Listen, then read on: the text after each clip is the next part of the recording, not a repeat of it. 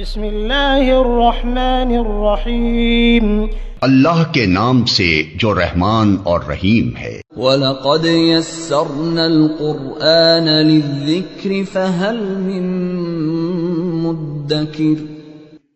ہم نے اس قرآن کو نصیحت کے لیے آسان ذریعہ بنا دیا ہے، پھر کیا ہے کوئی نصیحت قبول کرنے والا؟ نحمده ونستعینه ونستغفره ونعوذ باللہ من شرور انفسنا من سیئات اعمالنا من يهد الله فلا مضل له ومن يضلل فلا هادي له واشهد ان لا اله الا الله وحده لا شريك له واشهد ان محمدا عبده ورسوله يا ايها الذين آمنوا اتقوا الله حق تقاته ولا تموتن الا وانتم مسلمون يا أيها الناس اتقوا ربكم الذي خلقكم من نفس واحدة وخلق منها زوجها وبث منها رجالا كثيرا ونساء واتقوا الله الذي تساءلون به والأرحام إن الله كان عليكم رقيبا يا أيها الذين آمنوا اتقوا الله وقولوا قولا سديدا يصلح لكم أعمالكم ويغفر لكم ذنوبكم ومن يطع الله ورسوله فقد فاز فوزا عظيما أما بعد فإن خير الحديث كتاب الله وخير الهدي هدي محمد صلى الله عليه وسلم وشر الأمور محدثاتها وكل محدثة بدعة وكل بدعة ضلالة وَكُلُّ ضَلَالَةٍ فِي النَّارِ أَمَّا بَعْدُ رَبِّ اشْرَحْ لِي صَدْرِي وَيَسِّرْ لِي أَمْرِي وَاحْلُلْ عُقْدَةً مِّن لِّسَانِي يَفْقَهُوا قَوْلِي۔ سامعین کرام، ہم انسانی تاریخ کے جس دور میں زندہ ہیں اور گزر رہے ہیں وہ فتنوں کا دور ہے، اور فتنے اس طرح سے کہ اپنے کلائمیکس پہ پہنچ چکے ہیں، اپنے عروج پر پہنچ چکے ہیں۔ ان فتنوں کو سمجھنا،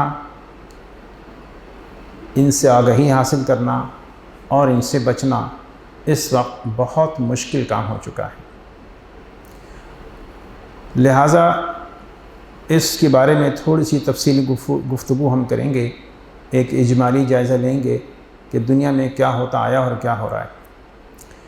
اس فتنے کو جو اس دور میں موجود ہے اس کو فتنہ دجال کہا جاتا ہے۔ فتنہ دجال کے متعلق ہر نبی نے اپنی امت کو ڈرایا ہے۔ تو کبھی میں سوچتا تھا کہ یہ فتنہ دجال کا ذکر تو مسلمانوں سے وابستہ ہے، یہ باقی امتوں کو کیوں ڈرایا گیا ہے؟ لیکن آج ہم یہ دیکھ رہے ہیں کہ پوری دنیا میں جو بھی کوئی دین تھا، چاہے وہ یہودیت کی شکل میں ہو، عیسائیت کی شکل میں ہو، ہندوازم میں ہو، بدھزم میں ہو، اسلام میں ہو، وہ تمام شکلیں دنیا سے دین کی ختم کر دی گئی ہیں۔ کیونکہ کوئی بھی دین رہا ہو، چاہے اس کی شکل مسخ بھی ہو چکی ہو، لیکن بہرحال وہ ایک اخلاقیات کا نظام دیتا ہے، ایک حاکم اعلیٰ کا تصور دیتا ہے، اور اس حاکم اعلیٰ کے تحت لوگ اپنے اپنے طور پر مختلف نظریات کے ساتھ اس وقت دنیا میں جی رہے ہیں۔ لیکن وہ سارے تصور ختم ہوتے جا رہے ہیں۔ اب اللہ کا تصور، حاکم اعلیٰ کا تصور ختم ہو گیا ہے، اور اس کے لیے کوششیں کی جا رہی ہیں، اور اس کو ایک نئی نظام کا لایا جا رہا ہے جس کو ہم جدیدیت کے نام سے جانتے ہیں، یا اس کو مغربیت کے نام سے جانتے ہیں، یا اس کو ہم ایتھیزم کے نام سے جانتے ہیں۔ تو کہنے کی بات یہ ہے کہ یہ جو مذاہب اب جو دنیا میں نظام وقوع پذیر ہو کر پل رہا ہے اور بڑھ رہا ہے، اور دنیا کے اندر اس کا اپنا غلبہ بڑھاتا چلا جا رہا ہے، اس میں اللہ کا ذکر کہیں نہیں، اللہ کا تصور نہیں ہے۔ اب انسان صرف اور صرف اپنے مشاہدے اور اپنی عقل اور اپنے فزیکل ذرائع سے حاصل شدہ علوم کی بنا کے اوپر اپنی منزل کو اور اپنے اخلاقیات کو اور اپنے معاشرے کو بنا رہا ہے۔ اس صورتحال کو اگر ہم دیکھتے ہیں تو یہ فتنہ دجال کی ایک خاص شکل ہے، اور لوگ جو ہیں پوری دنیا کے اندر اپنے دین کو چھوڑ کر اس نئے دین کی طرف بڑھتے جا رہے ہیں، کیونکہ اس دین کے اندر جو سب سے بڑی مطلب کہ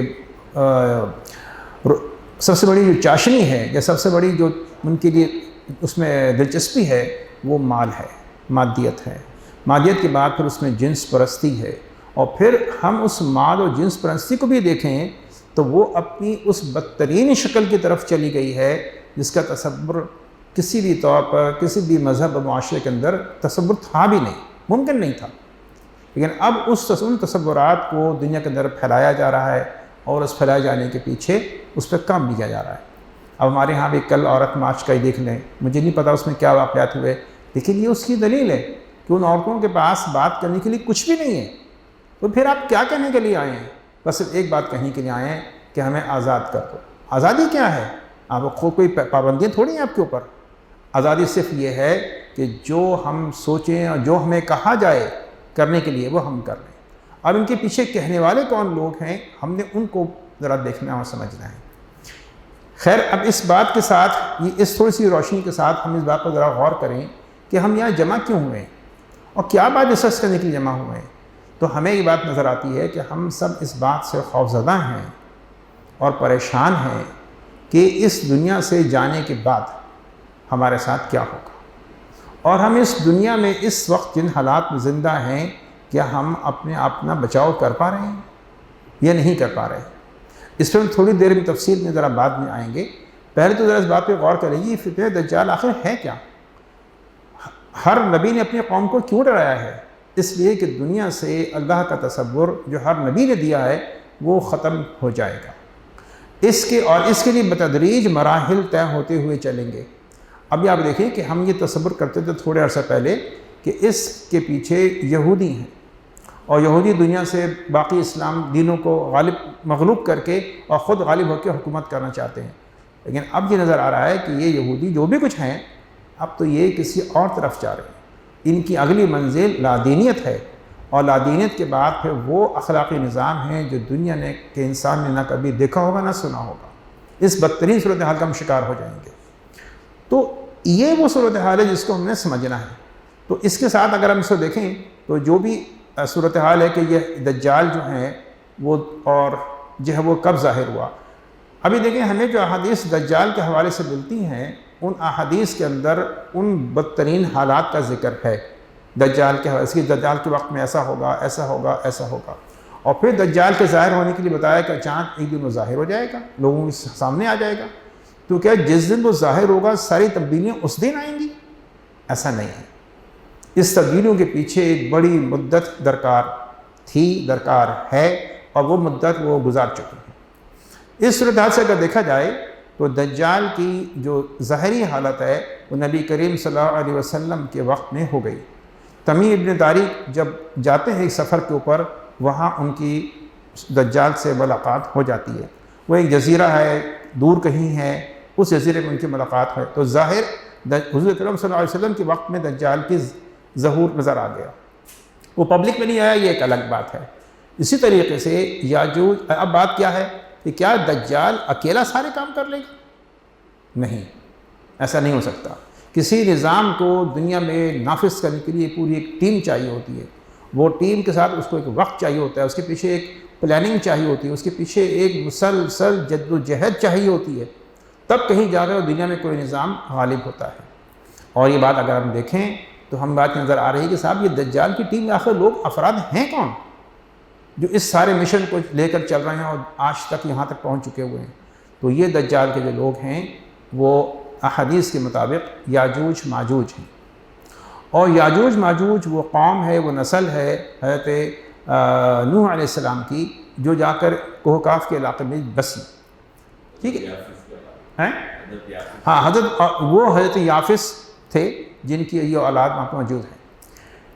ان کے بارے میں کہا جاتا ہے کہ یہ دنیا کی ظالم ترین سفاک ترین قوم ہے، اور انتہائی چالاک اور بہت ہی عیار قوم، پلاننگ کرنے کی ماسٹر ہے، اور ان سب اپنے اندر یہ بہت ساری خصوصیات رکھتی ہیں، اور ان کی خصوصیات ایسی ہیں کہ اللہ تعالیٰ نے ان کے مقابلے میں کسی کو بھی اتنا طاقتور اور اتنا ذہین نہیں بنایا کہ وہ ان کو اوور کم کر سکیں یا ان کو ختم کر سکیں۔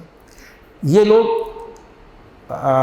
کوہکاف کے پہاڑوں میں رہائش پذیر تھے، وہیں رہتے تھے، اور اس سے نیچے جو علاقے ہیں جارجیا وغیرہ کے، وہاں پر آ کر یہ لوگوں کو قتل و غارت گری کرتے تھے، ان کو لوٹتے تھے اور کرتے تھے۔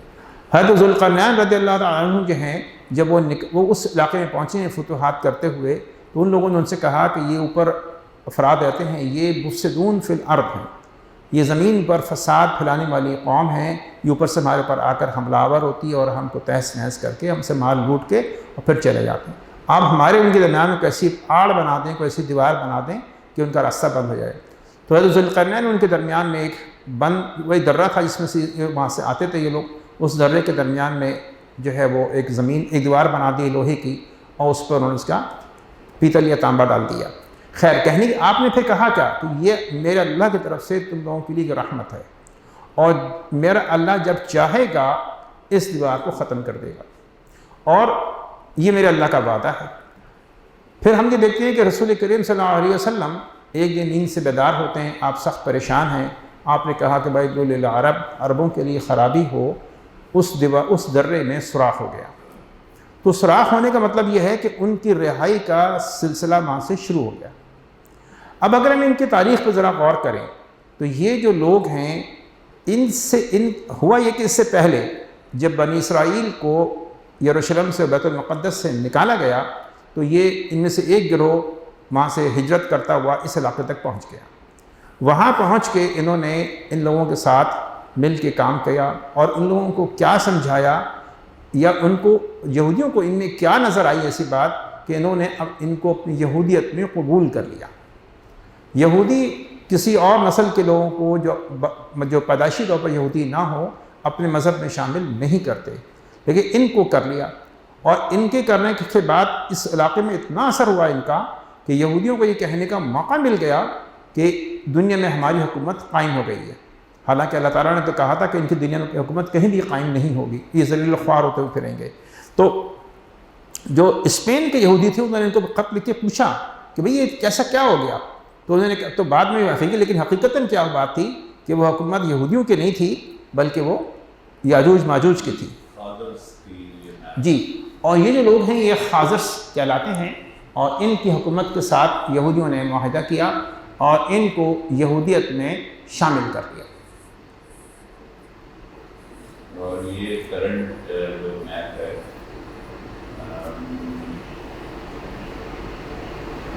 اس کو یہ موجودہ دور کا میپ ہے نا، جی وہ یہ ہے، اس میں جارجیا نظر آ رہا ہے، جی، بلیک سی ایک طرف، ہاں، ایک طرف کیسپین سی، جی ایک طرف انہوں نے سفر کیا تھا، جی، اور یہ کاکسس ماؤنٹین ہے جہاں بالکل وہ ریڈ فلیگ دیا ہوتا ہے، جی بالکل، وہ یہ وہ علاقہ ہے، جی، یہ اس کا گوگل میپ ہے، جی کاکسس ماؤنٹین، جی بالکل، بلیک سی ہے، جی کیسپین سی ہے، اور یہ جو ہے نا یہ سمجھ لیں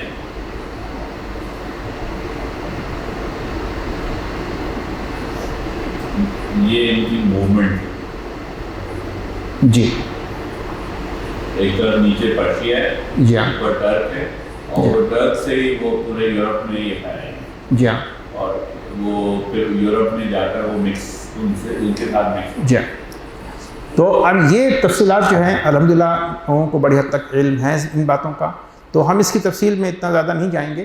تو کہنے کی بات یہ کہ یہ پھر وہاں سے نکلنا شروع ہوئے ہیں، اور جب یہ نکلنا شروع ہوئے ہیں تو ان کی جو پہلے جو ان کے قریب ترین وہ جو علاقے تھے وہ یورپ کے تھے، جس میں رشیا ہے، یوکرین ہے، ادھر نیچے پولینڈ ہے، اور اس کے ساتھ جو دوسرے علاقے منسلک تھے وہاں پر۔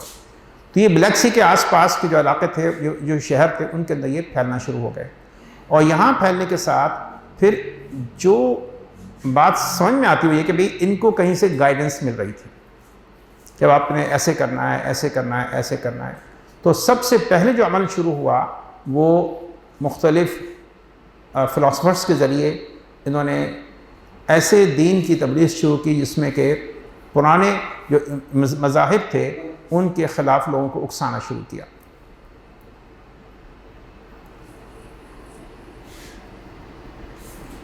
جی یہ ڈیریل وہ ہے،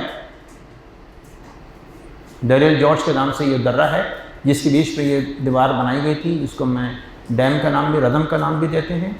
اور پھر اس کو یہاں سے توڑ کے پھر یہاں سے یہ نکلے ہیں۔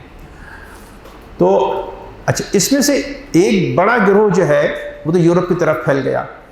پھر کچھ لوگ جو تھے، اب اس میں چیز اور ذرا سا ذہن میں رکھیے گا، جب یہ لوگ پھیل جاتے ہیں تو پھر اور ان کا اثر و رسوخ جو ہے وہ یورپین لوگوں پر بڑھتا ہے، تو پھر اس وقت صلیبی جنگیں شروع ہوتی ہیں، اور صلیبی جنگیں جو ہیں وہ بھی انہی کی کارستانی ہیں۔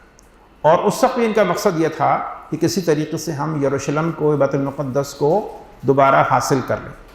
لیکن اس وقت یہ کامیاب نہ ہو سکے۔ مسلمان اس وقت الحمدللہ جاگ رہے تھے اور مسلمان ان کا مقابلہ کرتے رہے۔ صلاح الدین ایوبی صاحب اس معاملے میں بہت بڑا نام رکھتے ہیں، انہوں نے ان کو وہاں سے بھگایا اور انہوں نے ان کا مقابلہ بھی کیا، لیکن بہرحال یہ چین سے نہیں بیٹھے۔ اب اس میں سے ایک بات اور ہم اس میں شامل کر لیتے ہیں کہ یہ جو آخری وقت کا تصور ہے وہ آخر ہے کیا چیز۔ تو ایک بات یہ سامنے آتی ہے کہ ہر مذہب کے اندر قیامت کے قریب کے جو حالات ہیں اس کا ایک تصور موجود ہے۔ یہودیت کے اندر تصور وہ یہ ہے کہ ان کی نشأت ثانیہ جب وہ دوبارہ لوٹ کر ان کو مل جائے گی، اور وہ نشأت ثانیہ یہ ہے کہ حضرت سلیمان علیہ السلام کے وقت میں جو حکومت اور جو ان کی مملکت کی سرحدیں تھیں وہ سارے علاقہ ان کو ملے گا، اور جس طریقے سے حضرت سلیمان علیہ السلام کی حکومت تھی، جو زمین پر بھی تھی، لوگوں پر بھی تھی، جانوروں پر بھی تھی، ہوا پر بھی تھی، وہ سب بھی ان کو دوبارہ حاصل ہو جائے گا۔ یعنی اس طرح کی ایک کمپریہنسو قسم کی حکومت یہ دنیا میں قائم کرنا چاہتے ہیں، اور دنیا میں جو ہے اس جو یہودی ہیں وہ ایز اے لیڈنگ نیشن کے طور پر دنیا میں سامنے آئیں گے۔ اسی طریقے سے جو عیسائی ہیں ان کا تصور یہ ہے کہ ہمارا بھی گولڈن پیریڈ ریوائیو ہوگا، اور ان کا گولڈن پیریڈ اس طرح سے ہے کہ حضرت عیسیٰ علیہ السلام دنیا میں دوبارہ تشریف لائیں گے، اور عیسائیوں کو غلبہ حاصل ہوگا، اور ان کا وہ امن امان اور صورتحال حضرت عیسیٰ ان کے درمیان ہے، اور دین ان کے ذریعے پھیلے گا۔ یہ تصور ان کا ہے۔ مسلمانوں کا تصور یہ صاحب کہ دجال ہوگا، اور دجال کے ساتھ پھر یاجوج ماجوج بھی ہوں گے، اور پھر اس وقت حضرت مہدی علیہ السلام کا ظہور ہوگا جو آخر کار ان سے مقابلہ کریں گے۔ اب اس صورتحال کو اگر ہم ذہن میں رکھیں تو ہم ان حالات کے اور واقعات کے بہت قریب پہنچ چکے ہوئے ہیں، کیونکہ اب ہر روز جو دنیا کے اندر معاملات ہیں وہ اتنی تیزی سے رونما ہو رہے ہیں کہ اس کا ہمیں اندازہ، اگر ہم حالات پہ نگاہ رکھیں تو اندازہ ہو بھی جاتا ہے۔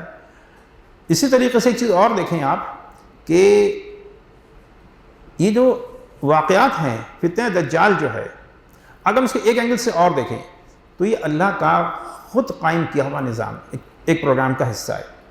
یہ انسانوں کا نہیں کہ انسان باغی ہو کر اللہ کے خلاف ہو جائے، نہیں، ایسا ہو نہیں سکتا۔ دنیا میں ہونے والی ہر بات اللہ کے پاس پہلے سے لکھی ہوئی ہے اور اللہ کے اذن سے ہی ہو سکتی ہے، لہٰذا اس بات کو سمجھنا چاہیے کہ فتنہ دجال ہے کیا۔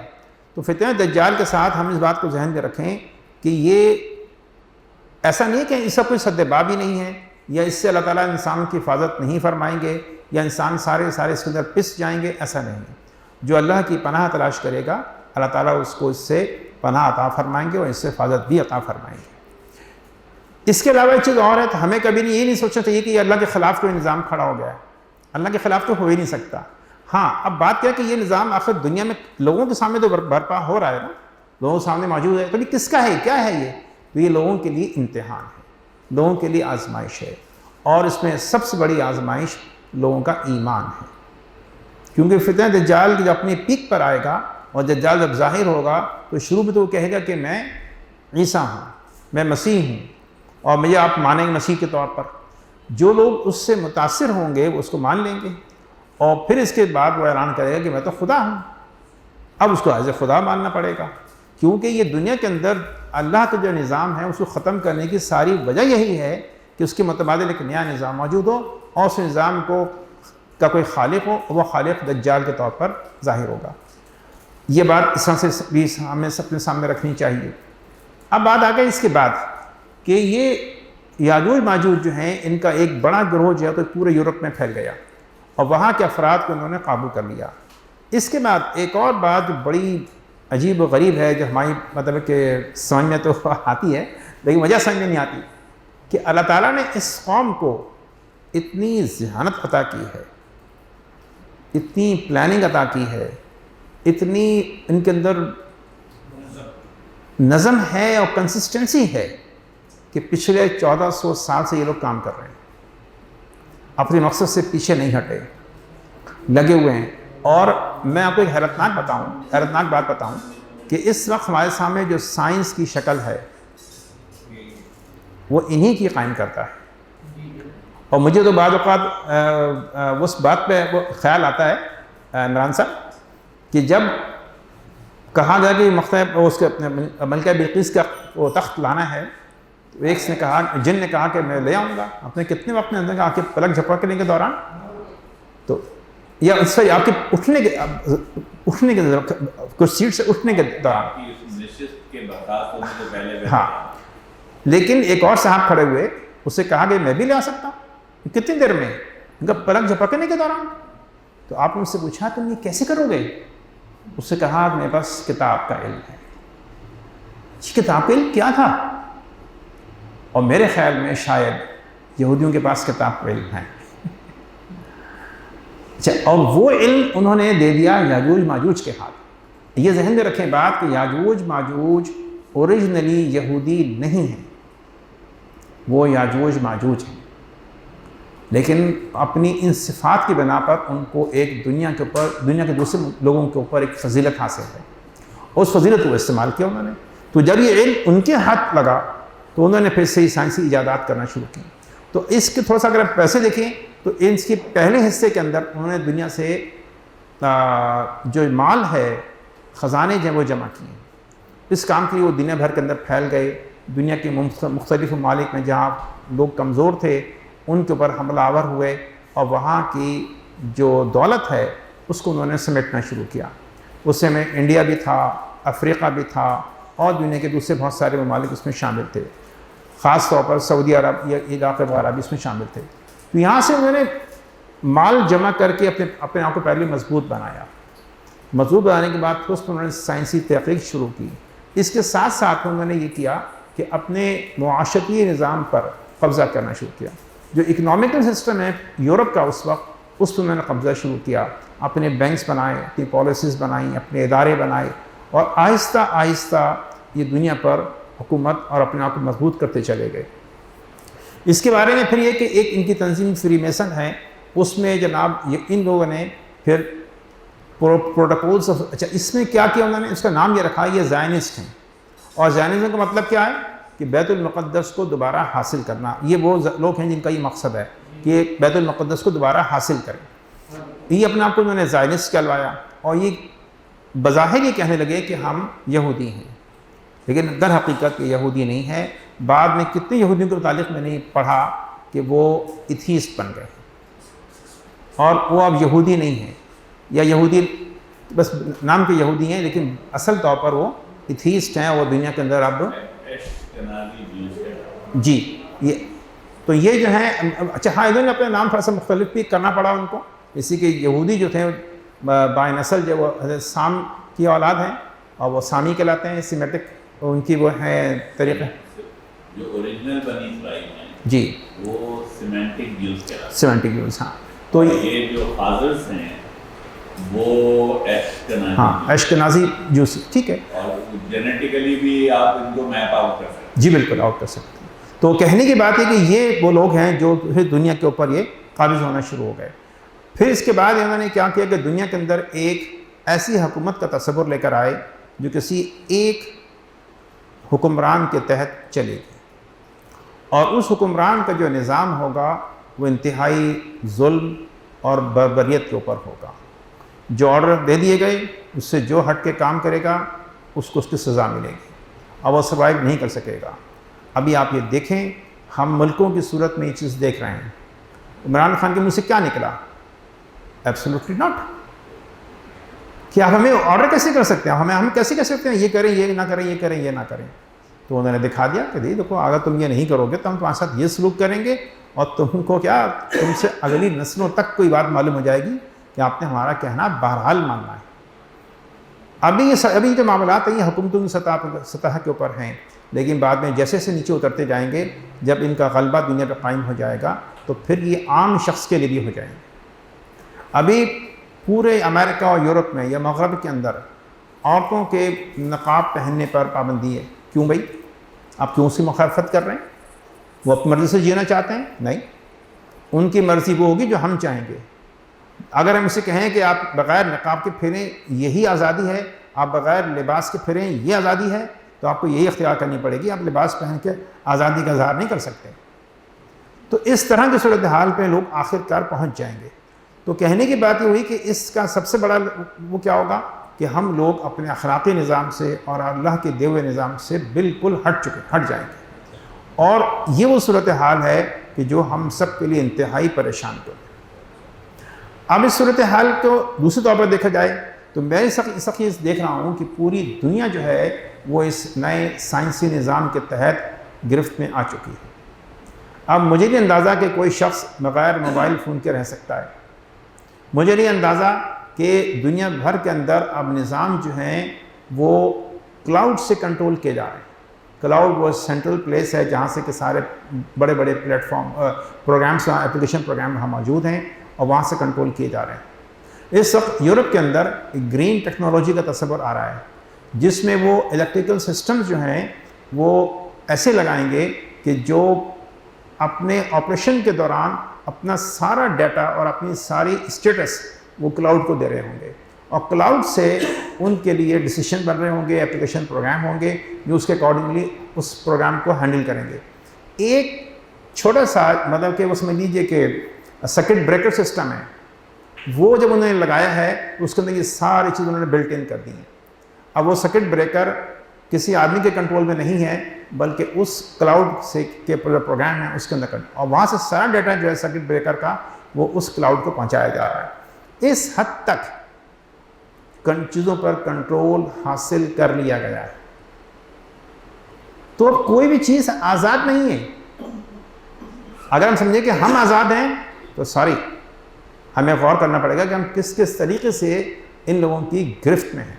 ابھی موبائل فون کے ذریعے ہماری کوئی کنورسیشن محفوظ نہیں ہے. ہم نہیں کہہ سکتے کہ سیکرٹ ہے. ہماری کوئی ڈاکیومنٹیشن سیکرٹ نہیں ہے.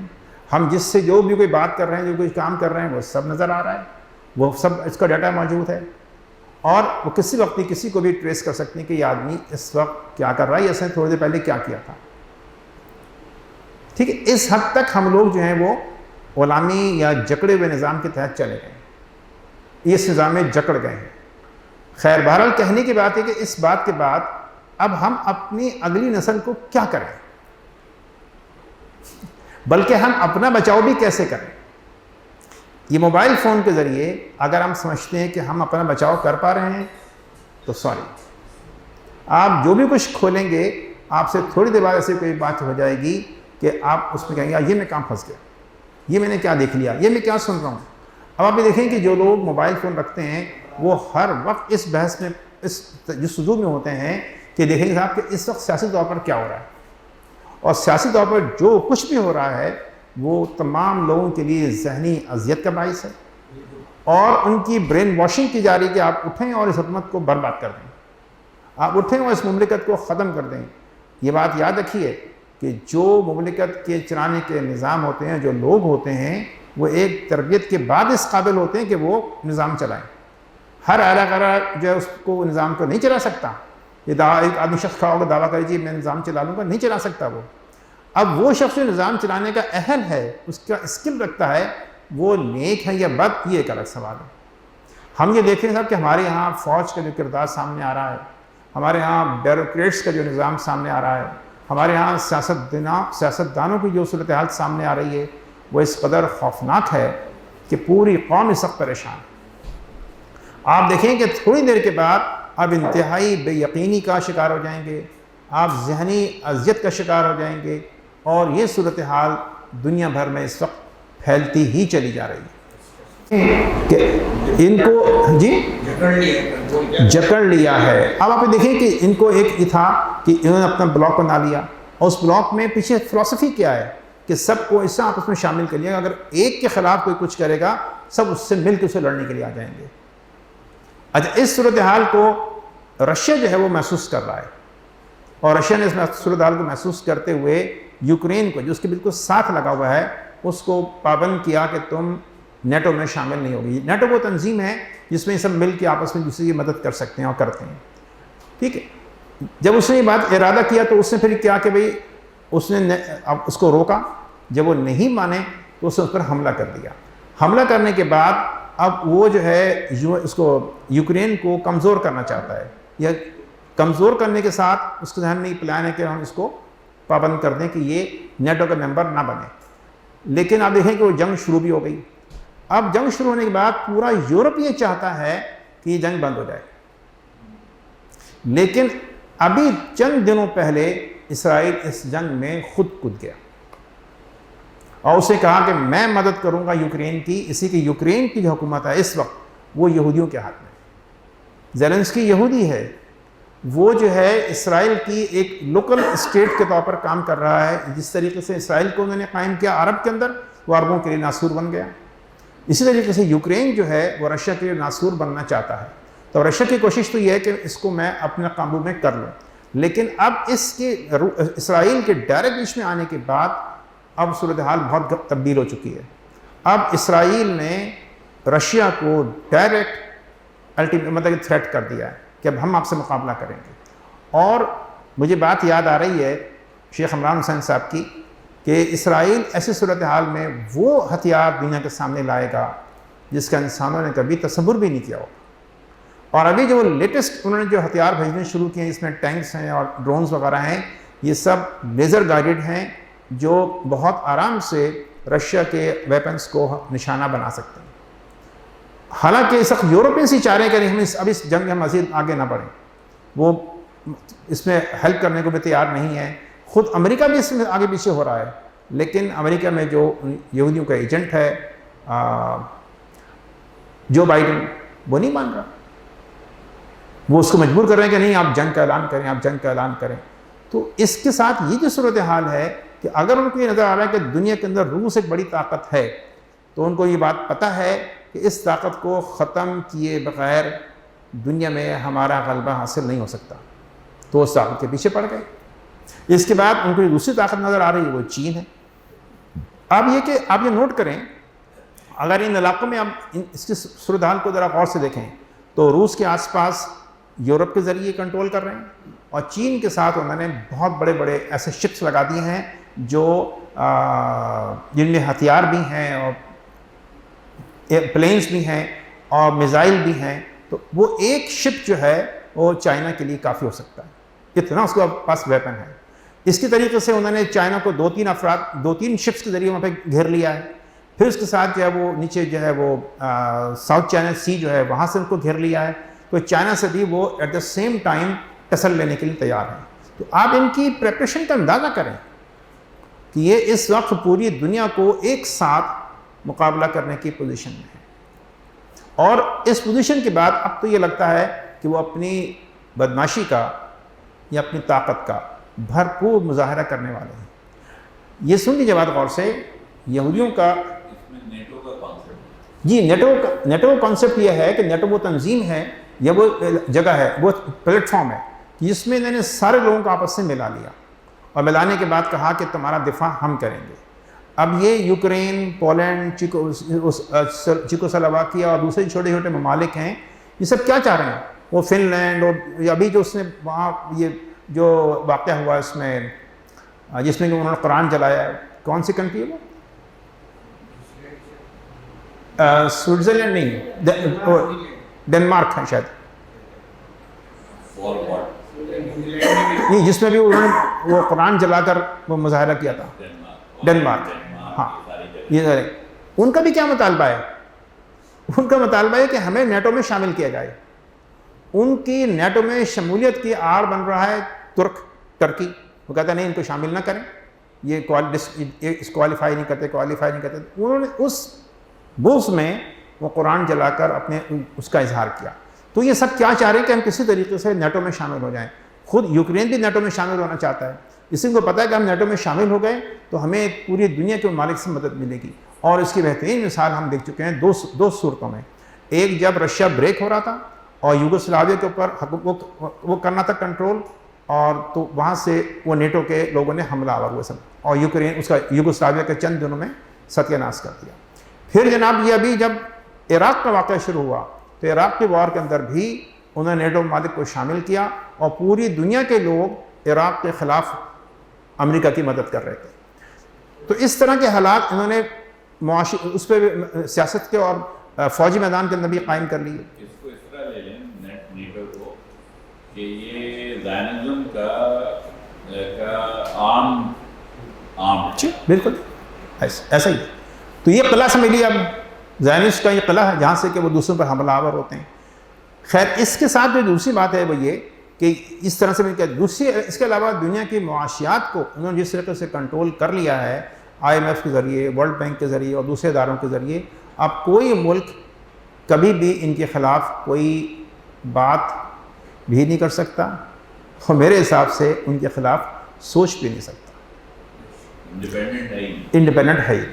ابھی آپ دیکھیں کہ پاکستان جو ہے اس کی مثال بالکل ہمارے سامنے ہے.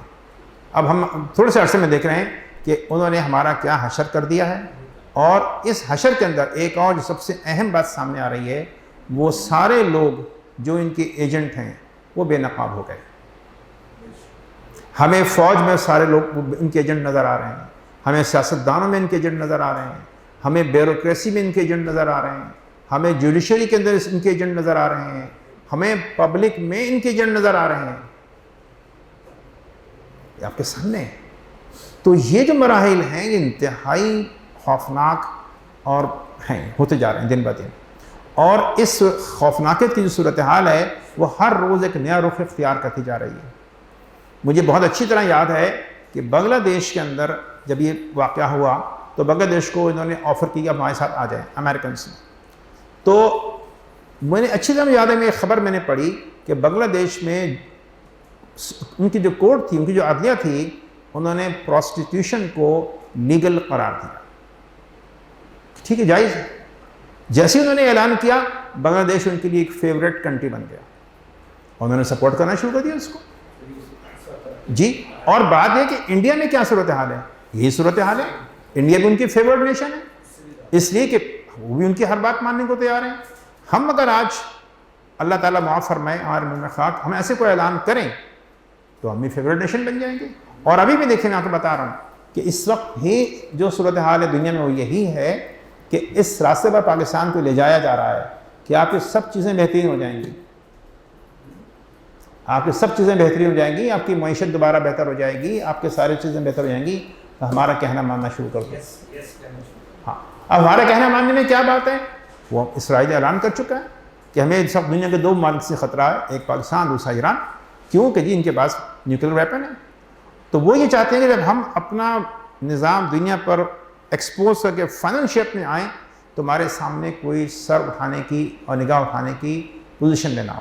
ایک ان کا ریفرنس دے دیں اس کا کہ ایک کتاب لکھی تھی ایک صاحب نے, ان کا نام ہے جان پرکنس, کنفیشنز آف این اکنامک ہٹ مین. جو وہ صاحب ہیں جو سعودی عرب کو غلام بنانے میں اس وقت اس ٹیم کا حصہ تھا. ٹھیک ہے, تو لوگ خود بھی اگر چاہیں اسٹڈی کرنا دیکھیے ان کا سب سے بڑا ٹول جو ہے وہ اکنامک سپریمیسی ہے. اور ایک اور صاحب ہیں جن کا نام ہے ایڈورڈ جی گریفن, وہ امریکن ہیں اور وہ ان لوگوں کو کہتے ہیں کہ یہ پوری ان کی کچا چھٹا سناتے ہیں. تو یہ لوگ خود بھی کوشش کر کے اگر چاہیں تو یہ سب نیٹ پر اویلیبل ہے, گوگل پر اویلیبل ہے, نیٹ پر اویلیبل ہے, واٹس ایپ پر, وہ اس پر جو ریڈ والا ہوتا ہے یوٹیوب پہ لیکچرز اویلیبل ہے ایڈورڈ جی گریفن کے. اور یہ جو ہے یہ بڑی کلاسک بک ہے یہ ان کی, جان پرکنس کی, کنفیشن آف این اکنامک ہٹ مین. یہ آپ اس فی زمانے ہی یہ اتنی آپ کو آنکھ کھول دینے کے لیے کافی. بے شک. تو اب یہ تو بات اس طرح سے ہو گئی نا, تو بات یہ کہ آنکھیں ہماری تقریباً سب کی کھولی گئی ہیں, ہر طرف سے باز گشت آ رہی ہے, دجال نظام, اس کا نظام, اس کے اثرات, سب چیزیں. تو اس کے ساتھ ساتھ ہم تھوڑا سا اور غور کریں کہ یہ تو معاشیات تو ایک وہ ہے ہتھیار ان کا, انہوں نے پوری دنیا کے جو ایجوکیشن سسٹم ہے اس پہ قبضہ کر لیا. اب پوری دنیا میں صرف ایک نظام چلے گا, وہ جناب اے لیول ہوگا, او لیول کا ہوگا, وہ برطانیہ کا ہوگا یا امریکہ کا ہوگا. تو وہاں بھی مجھے اچھی طرح یاد ہے، تھوڑا سے پہلے کی بات ہے، ہماری بچی چھوٹی تھی، وہ اسکول گئی اور وہاں سے معاشرتی علوم کی کتاب لائی، سوشل اسٹڈیز کی بک. اب میں دیکھوں یہ کون ہے یہ؟ تو اس نے کہا پیٹر ماس ہے. بڑا حیران، یہ پیٹر ماس کون ہے اور ہماری ہسٹری وہ کیوں لکھے گا؟ ہماری ہسٹری پیٹر ماس کیوں لکھے گا؟ لیکن معلوم صاحب کہ نہیں، وہ تو آکسفورڈ کی بک ہیں اور آکسفورڈ میں جو لکھنے والا ہے وہ پیٹر ماس ہے. اب وہ ہمیں جو چاہے لکھ کے دے دے. اور پھر یہاں تک بھی ہوا کہ ہمارے بچوں نے سوال کر دیا کہ رسول اللہ صلی اللہ علیہ وسلم اتنی شادی کیوں کی؟ تو یہ کسی نے ذہن میں بات ڈالی، نہیں سوال کیا، ڈالا یہ بات کہ دیکھو تمہارا نبی تو ایسا ہے. تو کہنے کی بات ہے کہ اب وہاں سے برین واشنگ شروع ہو گئی. اور میری وہی بچی جب یہ IBA پہنچی تو وہاں مجھے اس سے اندازہ ہوا اس کی باتوں سے کہ وہاں پر یونیورسٹیز کے اندر باقاعدہ سخت جو پروفیسرز ہیں، جو وہاں کے اساتذہ ہیں، وہ بچوں کو لبرلزم اور ایتھیزم کی تعلیم دے رہے ہیں.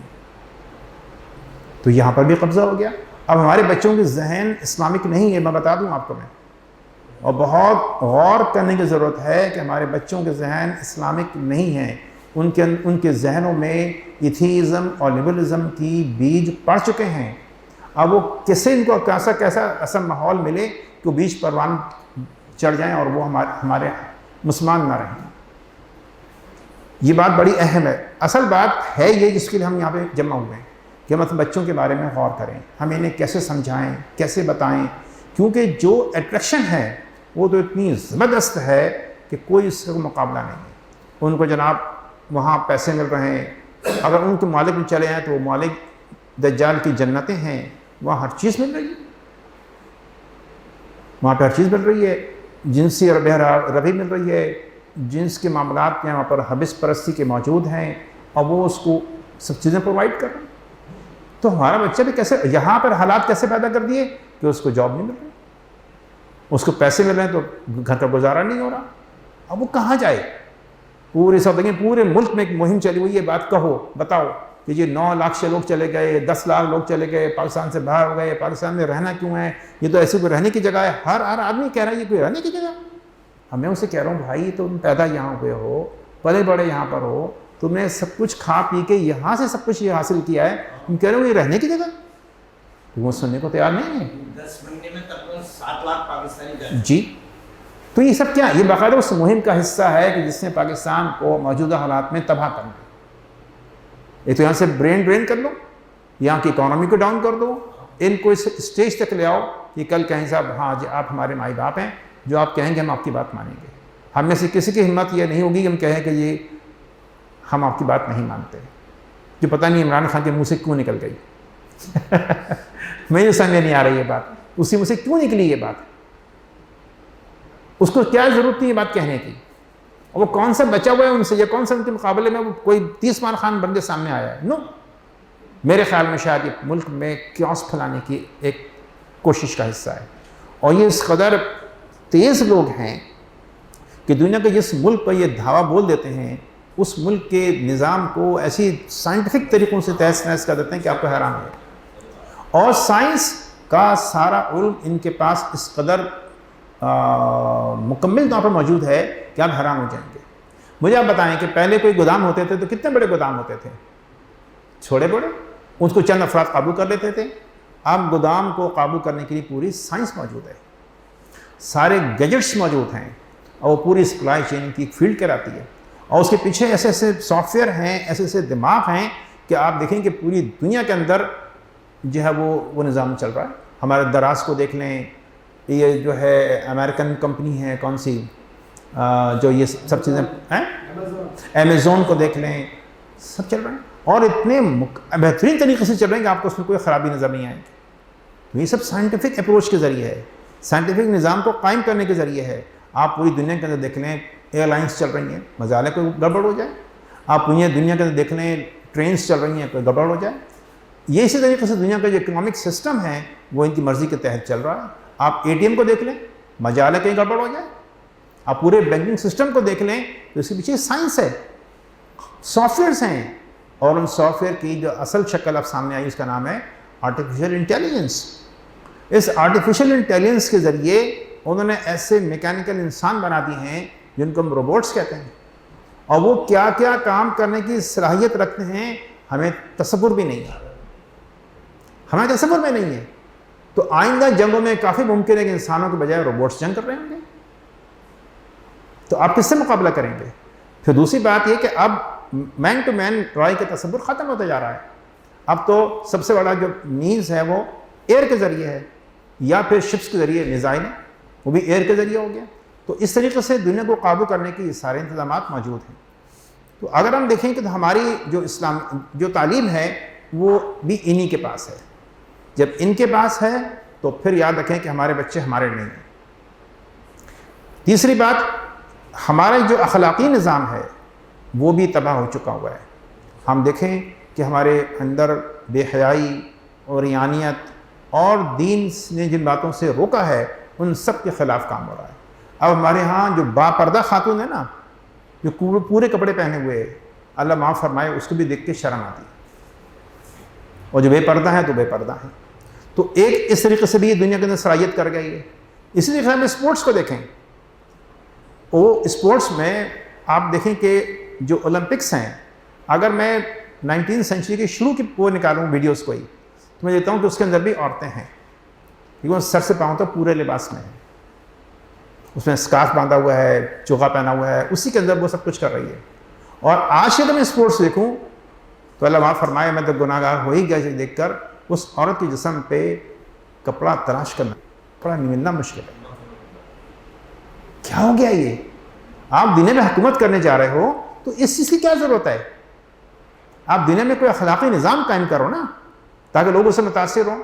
یہ تو اخلاقی نظام ہے ہی نہیں. یہ ولگریٹی کیوں ہے؟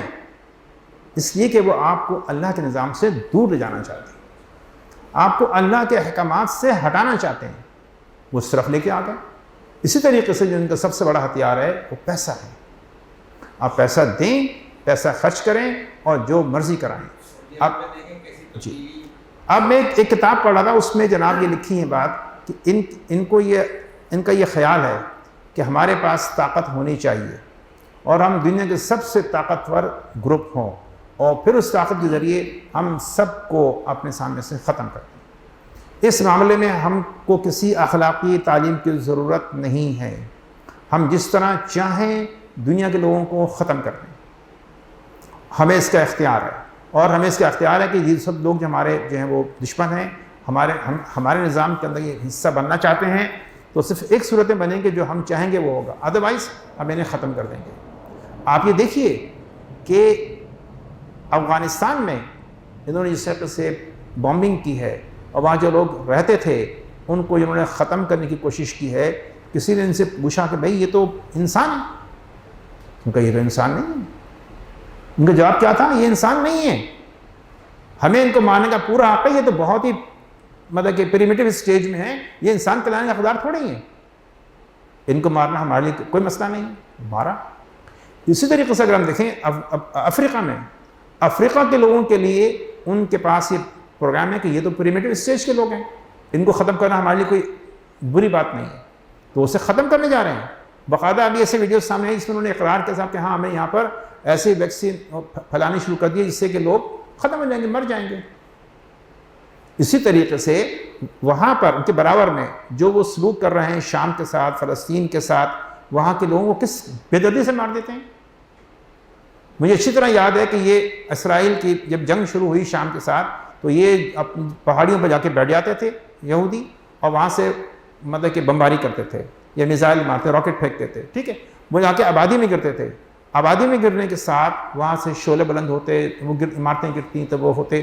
تو یہ یہاں چائے پی رہے ہیں یا بیئر پی رہے ہیں اور خوش ہو کے قہقہے لگا رہے ہیں. یہ ہے سفاکیت. یہ سفاکیت یہودیوں کا حصہ نہیں.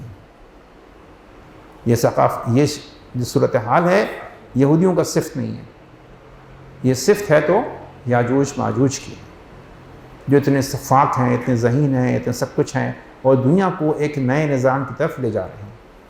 یہی اللہ کی طرف سے انسانوں کے لیے اور مسلمانوں کے لیے خاص طور پر امتحان ہے کہ وہ اس امتحان میں اپنے آپ کو کیسے بچا سکتے ہیں اور یا اس کے کس طرح سے ان کے شکار ہونے سے کیسے بچ سکتے ہیں. ادروائز ان کا شکار ہونا تو کوئی مسئلہ ہی نہیں ہے.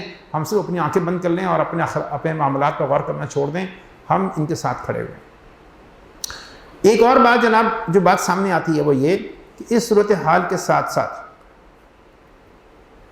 یہ بات بھی دراصل نوٹ کریں کہ ایک حدیث میں اس طرح سے بھی ذکر آتا ہے، حدیث قدسی ہے کہ اللہ تعالیٰ روز قیامت پوچھیں گے، روز حشر، کہ اے بنی آدم آپ کی اولاد میں سے کتنے لوگ ہیں جو جنت میں جائیں گے؟ تو آپ نے کہا کہ مجھے نہیں پتا، آپ بتائیے۔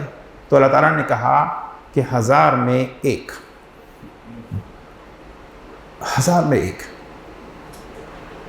تو صحابہ کرام نے سوال کیا کہ یا رسول اللہ تو پھر ہمارا کیا معاملہ ہوگا؟ تو آپ نے فرمایا کہ تم لوگ ان 1 میں شامل ہو۔ اب بات ایک اور آ گئی کہ صاحب یہ وہ کون لوگ ہیں جو اس میں شامل ہو جائیں گے؟ کہ آپ نے فرمایا کہ وہ لوگ جو ہیں وہ یاجوج ماجوج ہوں گے جو وہاں جائیں گے۔ تو کیا یاجوج ماجوج صرف یاجوج ماجوج ہی ہیں؟ یہ ایک بہت بڑا کویسچن مارک ہے۔ سب سے اہم مرحلہ یہ ہے سوچنے کا۔ اور جو لوگ مسلمان ہونے کے باوجود اگر ان جیسے ہیں وہ بھی اس کا حصہ ہوں گے۔ اب سمجھ میں آ گئی بات کہ ہاں صاحب وہ 1000 میں سے 1 کون ہے جو بچیں گے، اور جو باقی ان کے ساتھ اس جہنم کے گڑھے میں گریں گے وہ مسلمان بھی ہوں گے جو ان کے مذہب کو اختیار کر لیں گے، ان کی تہذیب کو اختیار کر لیں گے، ان کی اور چیزوں کو اختیار کر لیں گے، اور مطمئن ہوں گے کہ ہم تو مسلمان ہیں، ہم تو مسلمان ہیں۔ تو اس لیے یہ بڑا ایک سوچنے کا ہے مرحلہ کہ ہم یہ غور کریں کہ ہم کہاں کھڑے ہیں اور کر کیا رہے ہیں۔ ہم ادھر ہم مسلمان ہونے کا دعویٰ کر رہے ہیں اور ادھر ہم موبائل فون پہ اور جناب مختلف چینلز پہ سب کچھ دیکھ رہے ہیں اور سب کچھ حصے مر رہے ہیں، خوب قہقہ لگا رہے ہیں، مزہ آ رہا ہے ہمیں۔ یہ صحیح تو نہیں ہے۔ آپ کے خیال میں اب آپ اس کو سمیٹیں تو بچنے کی راہ کیا بنا دیں؟ ہاں، اب یہ صورتحال کے تحت اتنی گمبھیر صورتحال کو دیکھ کے ہم سوچتے ہیں کہ ہم بچیں کیسے۔ تو میں آپ سے ایک سوال کروں گا کہ آپ کے ذہن میں کیا بات آ رہی ہے کیسے بچیں؟ میں تو جو ذہن میں آ رہی ہے بتاؤں گا۔ ایمان کی حفاظت کریں۔ ایمان کی حفاظت ٹھیک ہے، بالکل کریں۔ تو ایمان کی حفاظت کرنے ساتھ کسی چیز سے بچنا بھی تو ہے نا۔ ہمیں اپنے اوریجنل اسلام کی طرف جانا پڑے گا، وہ تو ہمارا عمل ہے، لیکن بچیں کیسے؟ سورہ کہف ہے اس کے لیے جو بتا کے گئے۔ جی ابھی میں آتا ہوں اس بات کے اوپر۔ اب بات یہ بڑی سمپل سی ہے جی کہ ٹھیک ہے ہمیں اپنے دین کی طرف پلٹنا تو ہے اگر ہم اپنی حفاظت چاہتے ہیں، لیکن اس کے ساتھ ساتھ ان کی بہت ساری چیزوں کو چھوڑنا بھی ہے۔ اور سچے دل سے چھوڑنا پڑے گا۔ مجھے وہ ایک حدیث یاد آتی ہے کہ کہا گیا کہ جب دجال ظاہر ہو اس کو دیکھنے مت جانا، اپنے گھروں میں اپنے آپ کو مقید رکھنا۔ تم اس زون میں چلے گئے کہ تمہارا ایمان بڑا مضبوط ہے، تم اس کو دیکھے تمہیں کچھ نہیں ہوگا، سوری، آپ اپنے ایمان پہ قابو نہیں رکھ سکو۔ تو ہم یہ تو کر رہے ہیں، ہر وقت ہمارے ہاتھ میں موبائل ہے، موبائل پہ کیا کچھ ہے جو ہم نہیں دیکھ پا رہے یا ہم نہیں دیکھ رہے۔ اور کبھی اگر ہم سوچ کے نکالیں ابھی کچھ نہیں دیکھنا، ہم نے اچانک ایسی چیز سامنے آ جائے گی کہ آپ اس کو دینے پر مجبور ہو جاؤ گے۔ ایسے کوئی ویڈیو آ جائے گی، ایسے کوئی پروگرام آ جائے گا، ایسی کوئی پروگرام جو ہو کے آپ کہہ رہے ہیں یہ کیا کہہ رہا ہے، سنو تو اسے کیا کہہ رہا ہے۔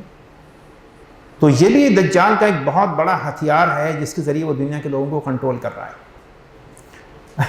تو یہ بات اس طرح سے سامنے آئی۔ اس کے ساتھ ساتھ اب بات یہ ہے کہ پھر ہم آئیں اپنے رسول صلی اللہ علیہ وسلم کی طرف کہ جو ہمیں بتا رہے ہیں کہ ہم نے اس سے اپنی حفاظت کیسے کرنی ہے، دجال سے، کہ فتنے سے۔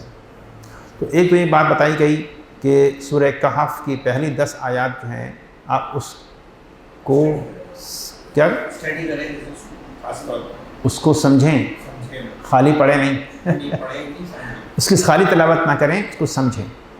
تو اگر ہم پہلی 10 آیات کی تلاوت پر ہم آتے ہیں اور سمجھنے کی کوشش کرتے ہیں، اس میں جو سب سے پہلی دعوت ہے وہ ہے قرآن کی طرف رجوع کرنا، قرآن کی طرف رجوع کرنا۔ اور پھر اللہ تعالیٰ فرما رہے ہیں کہ یہ قرآن وہ کتاب ہے جس میں کوئی ٹیڑھ نہیں ہے، کوئی ایسی بات نہیں ہے۔ اگر آپ محسوس کرتے ہو کہ آپ کے اوپر باہر سے حملہ ہو رہا ہے اور آپ کا ایمان خطرے میں ہے تو آپ دروازے بند کرو اور قرآن سے جڑ جاؤ۔ جیسے ہم قرآن سے جڑتے ہیں تو وہاں سے پھر ہمیں ہدایت بھی ملتی ہے، اللہ کا عطا کیا ہوا نور بھی ملتا ہے۔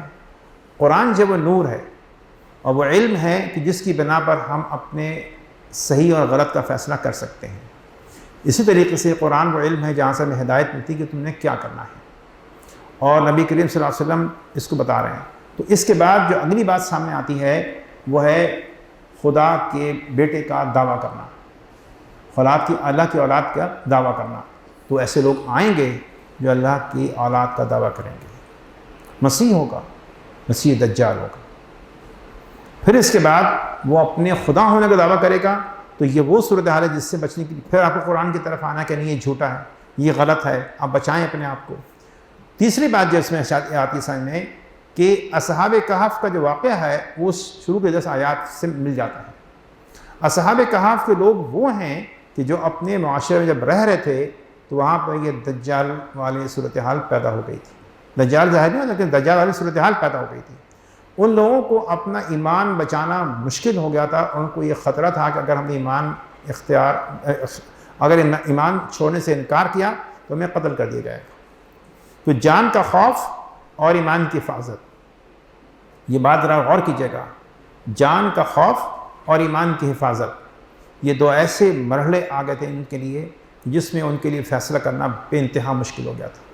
پھر انہوں نے فیصلہ کیا کہ ٹھیک ہے، ہم اللہ کی رضا کے خاطر اور اپنے ایمان کو بچانے کی خاطر اس شہر سے نکل جاتے۔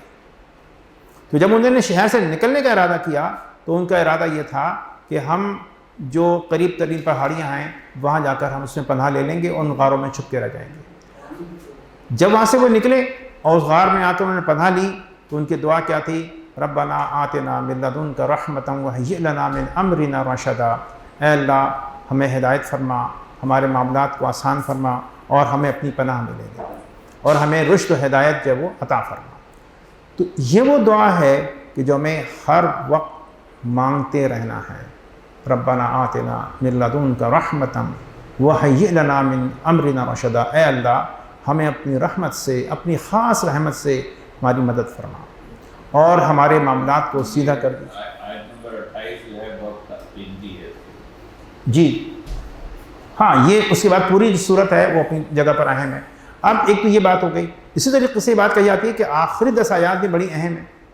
تو اگر آخری 10 آیات کو دیکھیں تو ہمیں زندہ رہنے کا، دنیا میں زندہ رہنے کا طریقہ سکھایا جا رہا ہے کہ وہ لوگ جو آج کی صورتحال ہے کہ وہ لوگ جن کی نزدیک دنیا کی زندگی ہی سب کچھ ہے ان کو اس سے بچنا ہے، اور اگر انہوں نے ایسا نہیں کیا تو ان کے اعمال ضائع ہو جائیں گے۔ اگر اس آیت پر ہم غور کریں وہ یہ وَاصْبِرْ نَفْسَكَ مَعَ الَّذِينَ يَدْعُونَ رَبَّهُمْ بِالْغَدَاةِ وَالْعَشِيِّ يُرِيدُونَ وَجْهَهُ وَلَا تَعْدُ عَيْنَاكَ عَنْهُمْ، کہ آپ صبر کیجئے ان لوگوں کے ساتھ جو اللہ کو پکارتے رہتے ہیں، ٹھیک ہے، رات کو بھی دن کو بھی اللہ کو پکارتے ہیں، اور اپنا چہرہ ان کی طرف کر لیجئے، وَلَا تَعْدُ عَيْنَاكَ، اور ان سے اپنی نظر نہ ہٹائیے۔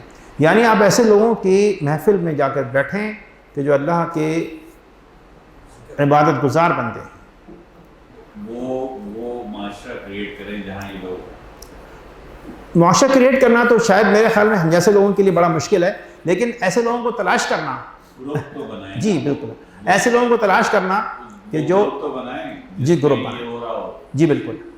تو ایسے گروپ، ایسے افراد مل جاتے ہیں، ایسے افراد مل جاتے ہیں، آپ کو صرف آپ کی نظر میں تلاش ہونی چاہیے، بس ایسے لوگ مل جاتے ہیں جو اس مرتبہ کے صفات کے حامل ہوتے ہیں اور ان کے ساتھ بیٹھنا چاہیے، اور ان لوگوں کا ساتھ نہ دیں جن کی پوری تگ و دو جو ہے وہ زینت الحیات دنیا، بالکل، جو صرف حیات دنیا چاہتے ہیں، اور ان کے دل جو ہیں وہ غفلت میں پڑے ہوئے ہیں، اور جو اللہ کا ذکر ان کے لیے کوئی حیثیت نہیں۔ جی ہاں بالکل۔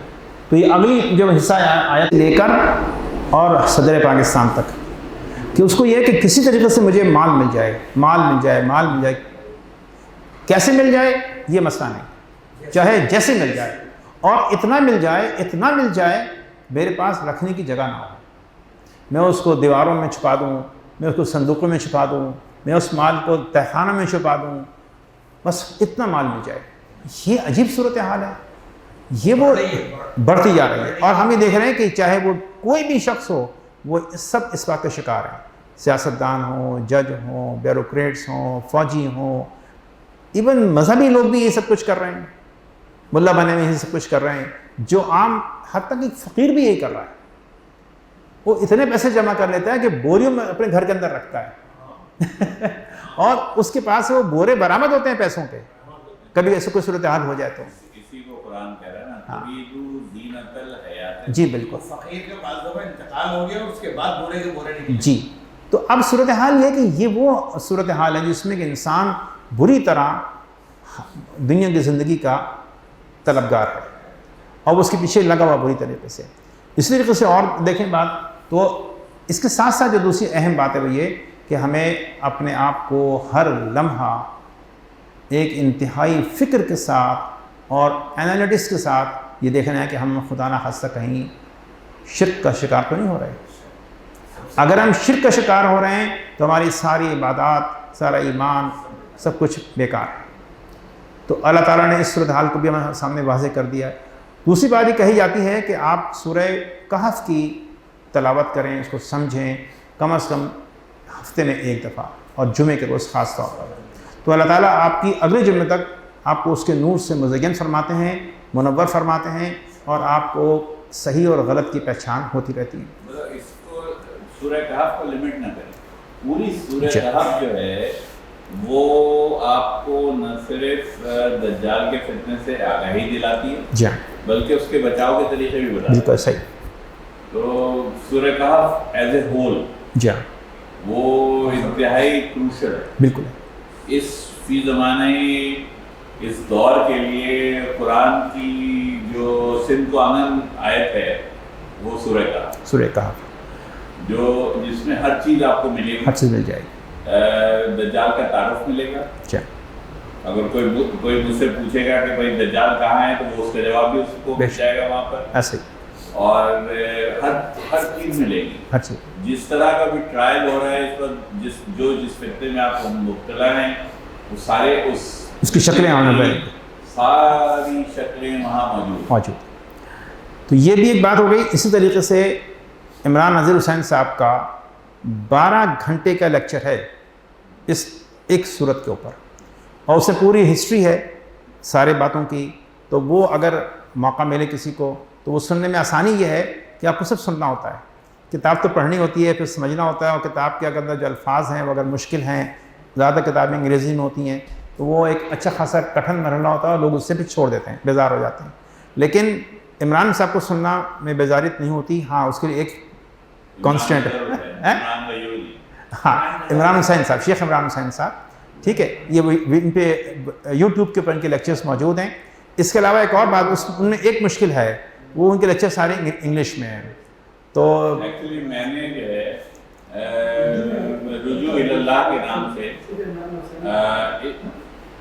بیس کیا ہے اس کو سورہ کہف پر، اور اس کی پوری باتوں کو کوشش کی ہے کہ ہم اس سمرائز کر میں اس فتنے سے کس طرح بچاؤ کر سکیں. ٹھیک. رجوع ایکچولی پرائمری آبجیکٹیو یہی ہے کہ جب آپ اللہ کی طرف متوجہ ہو جائیں گے تو پھر آپ کا بچاؤ کی گنجائش نکلتی ہے، ورنہ تو آپ یو آر لاسٹ. ایسا ہی.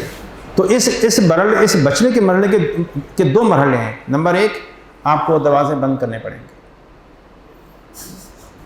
جو کچھ اس طرح سمجھ لیجیے آپ کہ اگر کوئی بتائے کہ باہر سخت طوفان آ رہا ہے، آپ بہتر ہے گھر میں رہیں، تو آپ کو طوفان سے بچنے کے لیے ایک تو باہر نکلنے سے بچنا ہے، نمبر 2 آپ نے دروازے بند رکھنے ہیں، طوفان گھر میں داخل نہ ہو.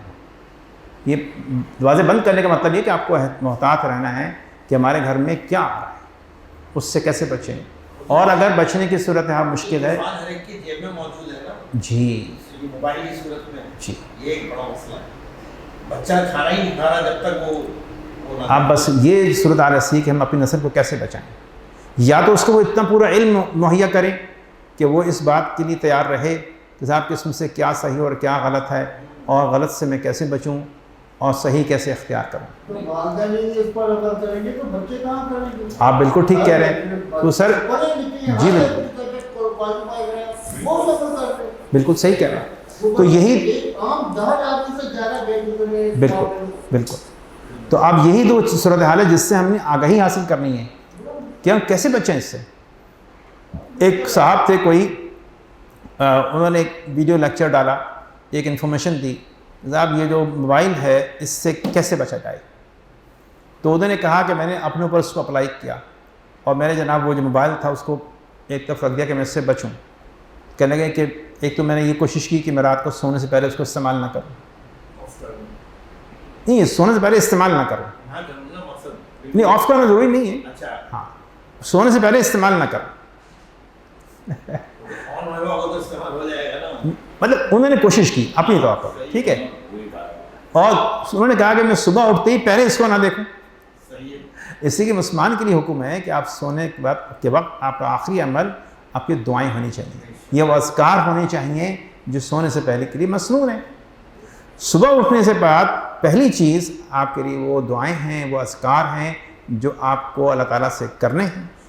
تو یہ جب آپ تک آپ اس کی بجائے ہم صبح اٹھتی پہلے آنکھ کھلتی پہلے موبائل دیکھیں کہ جی کون سے میسیج ہیں, کیا کس طرح سے ہے, کہنے میں اس سے بچنا چاہا میں کہہ رہے اس پہ تھوڑا بہت میں نے قابو کیا. اب دن کے باقی اوقات میں موبائل سامنے اور کہہ رہے کہ بار بار میرا ہاتھ اس کی طرف جا رہا ہے, بار بار میرا ہاتھ اس کی طرف جا رہا ہے, میں کیسے روکوں اپنے آپ کو. پھر کہنے کہ بھائی دیکھیں اس میں واٹس ایپ ہے, کالز ہیں, اور چیزیں. تو وہ افراد کہ جن کا تعلق بہت زیادہ کمیونیکیشن کے ساتھ ہے ان کے حال میں تو ہر وقت ہوتا ہے. تو اب جب یہ ہے تو ٹھیک ہے, چلیں کوئی چیز کام کی ہے تو اچھا اس میں ایک پہلو بڑا ذرا انٹرسٹنگ ہے عمران صاحب, یہ دنیا میں جو سائنسی ایجادات ہو رہی ہیں کیا مسلمانوں پر حرام ہے؟ حرام نہیں ہے بھائی, یہ تو دجال کی بنائی ہوئی ہیں ساری ایجادات. یہ تو وہ اس نظام کا حصہ ہیں جو میں آپ سے سوال کر رہا ہوں, یہ تو اس نظام کا حصہ ہے جو آپ کو اللہ سے دور لے کے جا رہا ہے. تو ان پر حرام ہونی چاہیے نہیں ہونی چاہیے؟ اب یہ بات آ گئی, ہم نے یہ بات کہی ہے کہ ہم پہ حرام نہیں ہے. ہر چیز کا استعمال اچھا بھی ہو سکتا ہے. جی بالکل, یہی بات ہے جو ہمیں سمجھنی ہے کہ صاحب اگر ہم نے کوئی پسٹل رکھا ہوا ہے تو پسٹل کو ہم نے کب استعمال کرنا ہے اور کب نہیں کرنا ہمیں پتہ ہونا چاہیے. تو چیز کا اس میں چھری ہے, آگ ہے, آگ سمپل. آگ اگر ہم محفوظ استعمال کریں گے تو ہمارے لیے فائدہ مند ہے, اگر اس کا استعمال غیر محفوظ ہو جائے تو ہمارے لیے نقصان دہ ہے. یہی بات اس کے لیے بھی ہے. تو کیا ہم جہاد میں سفر نہ کریں, کیا ہم کچھ اور نہ کریں؟ لیکن بات یہ کہ بھائی جہاد میں سفر کرنے کے ساتھ ہی آپ کے ساتھ آس پاس جو وہ ایئر ہوسٹس منڈلا رہی ہیں, کیا یہ ضروری؟ بڑی انٹرسٹنگ بات سامنے آئی. کسی نے کہا بھائی ہم نے پاکستان میں جب جہاز لیے تو ہمیں تو اپنی ثقافت کے تحت, اپنے مذہب کے تحت یہ چاہیے تھا کہ ہم عام صرف مرد رکھتے, ہم نے وہاں بھی عورتوں کو ڈال دی. تو پھر ہم نے کیا ہم نے پورا پیکیج ہی لے لیا ان سے, جیسا انہوں نے دیا ہم نے وہ پیکیج لے لیا اور اس میں سب کچھ کرنا شروع کر دیا. خیر, تو کہنے کی بات یہ کہ ہم نے ان چیزوں کو دیکھنا ہے, اور دیکھنے کا معاملہ جو ہے وہ ہر شخص کا اپنا انفرادی ہے. اگر ہم کسی گروپ کی شکل میں ہیں تو وہاں لوگ ایک دوسرے کی مدد کر سکتے ہیں, اس کو گائیڈ کر سکتے ہیں. سبھی عمران صاحب ماشاء اللہ گائیڈ کر رہے ہیں بہت ساری باتوں میں, ٹھیک ہے. تو یہ ہے مطلب ہے کہ لوگوں کی اجتماع کا فائدہ. اور وہ اجتماعی لوگ کیسے ہوں کہ جو اللہ کو یاد کرتے ہوں, اللہ کا ذکر رکھتے ہوں. اب دیکھیں ایک بات اور بڑی اہم ہے, ہم سب سے ذرا کبھی غور کریں. ہم صبح اٹھتے ہیں تو دعائیں ہیں. دعا میں کیا ہے؟ اللہ کو پکارنا, اللہ کو یاد کرنا, اس سے مدد, اس کی تعریف کرنا, پھر اس سے مدد طلب کرنا. یہ دعا ہے. اس کو یاد رکھنا, اس کو پکارنا, اس کی تعریف حمد و ثنا بیان کرنا, اور اس سے اپنی مدد طلب کرنا. اٹھنے کے بعد ہم ٹوائلٹ میں گئے پھر دعا ہے, ٹوائلٹ کے اندر کچھ کام شروع کیا پھر دعا ہے, باہر آئے پھر دعا ہے, وضو کر لیا پھر دعا ہے, وضو کے بعد سب, یعنی اس کے بعد ہم باقی کام شروع کرتے ہیں تو دعا ہے. ہر کام کو شروع کرنا تو پہلے بسم اللہ, ہر کام کے بعد ماشاء اللہ, الحمدللہ, سبحان اللہ. یہ وہ صورتحال ہے جو ہر وقت ایک مسلمان کے منہ سے, اس کے اعمال سے ادا ہوتی رہتی ہے. آپ گھر سے باہر نکل رہے ہیں پھر دعا ہے, کوئی اور کام کر رہے ہیں پھر دعا ہے, کھانا کھا رہے ہیں تو دعا ہے. یعنی انسان اور مسلم کو, مومن کو اللہ تعالیٰ نے ہر وقت اپنے آپ سے تعلق میں رکھا ہے. اگر ہم یہ تعلق کسی وقت میں کھو رہے ہیں, یہ تعلق ہمارے سے نکل رہا ہے, اٹ مینس کہ ہم محفوظ نہیں. تو اس لیے یہ بات یاد رکھیں کہ جب انسان اللہ کو ہر وقت یاد رکھے گا, جو ہماری گھٹی میں پڑھنا چاہیے, جو ہمارے کلچر میں اور ہماری ذات کا, ہمارے اس میں اپنی پرسنل لائف کا حصہ ہونا چاہیے, ہم نے اسے چھوڑ دیا ہے. جب چھوڑ دیا ہے تو اللہ کی چادر جو ہماری حفاظت کرتی ہے وہ بھی ہم سے ہٹ جائے گی۔ تو اس کا اہتمام کرنا ہے، اللہ تعالیٰ کے ساتھ کسی کو شریک نہیں کرنا ہے۔ ہمیں ہر وقت یہ دعا مانگنی کہ یا اللہ ہم نے سے جو اعمال کی ہیں ان میں ہمیں نہیں پتا کہ کیا کیا غلطیاں ہو گئی ہیں، ٹھیک، تو لہٰذا ہم سے اگر شرک ہوا تو اللہ تعالیٰ اس کو معاف فرما دیجیے۔ جی، یہ جو چھٹے کلمے کی صورت میں دعا ہے اس میں خاص طور پر اس کا ذکر ہے کہ آپ اللہ تعالیٰ سے اس طرح کی دعا مانگتے ہیں۔ اس کے بعد جو ایک عمومی صورتحال ہے نماز کی، وہ کوئی نماز ہمیں ضائع نہیں کرنی۔ بہت مشکل کام بتا رہا ہوں کرنا، جس سے کہ ہماری مصروفیات اس طرح کی ہوتی ہیں کہ وہ نماز کے ساتھ کلیش آتا ہے۔ اچھا یار ابھی دیکھتے ہیں، پہلے یہ کام کر لیں، پہلے یہ کام کر لیں، ابھی دیکھتے ہیں کوئی کام ایک دم سے کوئی وہ ہوا، نماز کوئی کام چل رہا تھا، نماز سے وقت ہوا، ارے سر نماز سے پڑھ لیں گے، پہلے یہ کام ذرا سا کر لیں۔ تو اس طریقے سے اپنے آپ کو قابو رکھنا ہے، اپنے آپ کو کوشش کرنی ہے کہ ہم اللہ تعالیٰ سے ہر وقت جڑے رہیں۔ رجوع اللہ کا اصل مقصد یہی ہے کہ ہم ہمہ وقت اللہ سے مدد طلب کرتے رہیں، اس سے پناہ طلب کرتے رہیں، اس سے مغفرت طلب کرتے رہیں، اور ہر تھوڑی دیر کے بعد اپنا محاسبہ کریں نماز کے ساتھ کھڑے ہو کر کہ اللہ ہمیں جو ہے وہ گناہوں سے جو ہو چکے ہیں ان سے معاف فرما، اور ہمیں جو ہے وہ آئندہ گناہوں سے بچنے کی توفیق عطا فرما۔ ایک بڑی اچھی دعا ہے جی جو رسول اللہ نے سکھائی ہے، اور کہا کہ ضرور کے بعد یہ ضرور پڑھو، اللہم انی اعوذ بک من عذاب القبر وعذاب النار، اللہم انی اعوذ بک من فتنۃ مسیح الدجال، اللہم انی اعوذ بک من فتنۃ محیای وممات، اللہم انی اعوذ بک من المعاصم والمغرب۔ جی بالکل، یہ دعا ہے، دعا سکھائی ہے، ہر نماز میں پڑھیں، نماز ختم کرتے ہوئے یہ دعا آپ پڑھیں۔ یہ دعا ضرور پڑھیں۔ اسی طریقے سے ایک اور دعا ہے جو آج کل کے حالات میں بہت مطلب کہ معنی خیز ہے، وہ ہے کہ اللہم ارنا الحق حقا وارزقنا اتباعہ، اللہم ارنا باطلا باطلا وارزقنا اجتنابہ، کہ یا اللہ ہمیں حق کو حق دکھا دے اور اس کی اتباع کرنے کی توفیق عطا فرما، اور یا اللہ باطل کو باطل کر کے دکھا دے اور اس سے ہمیں اجتناب کرنے کی توفیق عطا فرما۔ اس طریقے سے ایک اور دعا ہے کہ یا مقلب القلوب ثبت قلبی علی دینک، یا مصرف القلوب صرف قلبی علی طاعتک، کہ یا اللہ یہ ایسے حالات ہیں کہ ہمیں ہر قدم پر کوئی نہ کوئی دھکا دے رہا ہے، کوئی نہ کوئی بہکا رہا ہے اللہ کی اطاعت سے، اللہ کے دین سے، تو اس کی جوڑنے کی دعا بھی کرنی ہے۔ اور ایک اور بڑی خوبصورت دعا ہے اللہ تعالیٰ حضرت یوسف علیہ السلام کی ہے کہ فاطر السماوات والارض، اب الفاظ سے غور کریں، فاطر السماوات والارض، اے زمین انسان کو پیدا کرنے والے،